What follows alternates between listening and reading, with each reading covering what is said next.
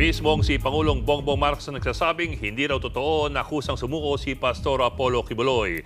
Nako na daw siya ng mga pulis kaya't napilitan daw sumuko.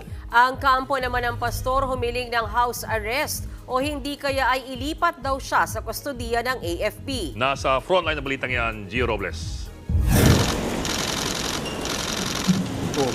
Balot ng itim na tela, sombrero at salamin ang mukha ni Pastor Apollo Kibuloy nang iharap siya sa media kanina matapos ang mahigit 2 linggong pagtatago niya sa mga pulis. Nakasuot siya ng orange na t-shirt na pangpreso. Kasama rin ni Kibuloy ang 4 pang kapwa niya akusado na si Jacqueline Roy, Ingrid at Crescente Canada at Sylvia Simanes. Giit ng kanilang abogado, kusang sumuko ang pastor. He surrendered.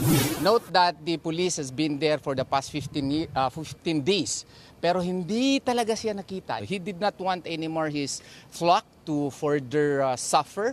You know, one already died, 59 had already been hospitalized, 4 of which suffered heart attack. Pero kinontra yan ni Pangulong Bongbong Marcos. Hindi ganyan yung nangyari. Ang nangyari, napilitan siyang lumabas dahil malapit na ang pulis sa kanya. To his credit, ang sabi niya, yung mga follower niya, magpapakamatay para sa kanya. At ayaw niyang mangyari yun. Ayon sa Philippine National Police, bandang alas 8 ng umaga kahapon nang makatanggap sila ng impormasyon na handa nang lumabas ang pastor sa Kingdom of Jesus Christ o KOJC compound sa Davao City.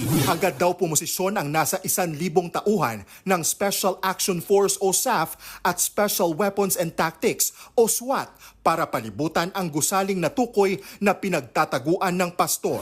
Hanggang sa humiling na raw si Kibuloy ng ilang kondisyon sa kanyang pagsuko. Una dyan ang pagsakay sa eroplano kung ibabiyahe siya sa Maynila, bagay na inaprubahan naman ni Pangulong Marcos. Isinakay ang pastor kinahapunan sa C-130 aircraft ng Armed Forces of the Philippines mula Davao papuntang Maynila. Ang instruction ko sa kanila, etong last time, sinabi ko pagpasok natin, huwag na kayong aalis dyan hanggat makuha na niyo siya. Hindi siya lilitaw kung hindi namin hinabol ng gusto. Minabuti raw sundin ng PNP ang mga kondisyon ng puganteng pastor para maging mapayapa ang pag-aresto. He just chose the path na feeling niya ay mas magaan para sa kanya. And on our part naman, mas gusto naman natin na wala nang masaktan. Alas 8:30 kagabi nang lumapag sa Villamor Air Base sa Pasay ang eroplanong sinakyan ni Kibuloy. Agad silang ibinyahe patungong PNP Custodial Facility sa Campo Crame para sumailalim si Kibuloy sa booking procedure kung saan kinunan sila ng mugshots at fingerprints. Naniniwala si DILG Secretary Benhar Abalos na hindi malabong may mga tumulong kay Kibuloy na magtago. Wala akong tinutukoy maski sino, pero undoubtedly meron nag-harbor dito, meron nag-obstruct dito. No? I'm sure of those things. No? So kung sino man yun, it's up to the police to investigate.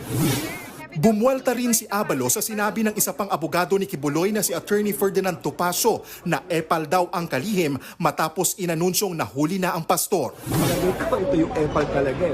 Alam mo, sinasabi ko nga sa kanya is that ang word lang naman dito ay yung tinatawag nating nahuli. Pinakita namin, naka-trap na siya, huli na siya. What's so epal about that? This is all about hard work.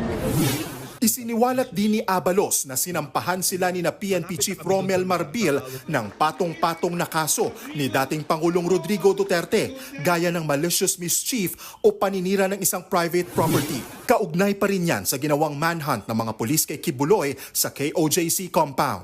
Handa po kami dyan. Pero ang importante dito, alam namin ginagawa namin tama, naniwala kami, hindi tumigil ang pulis. Nagbabalita mula sa Frontline, Gio Robles, News 5.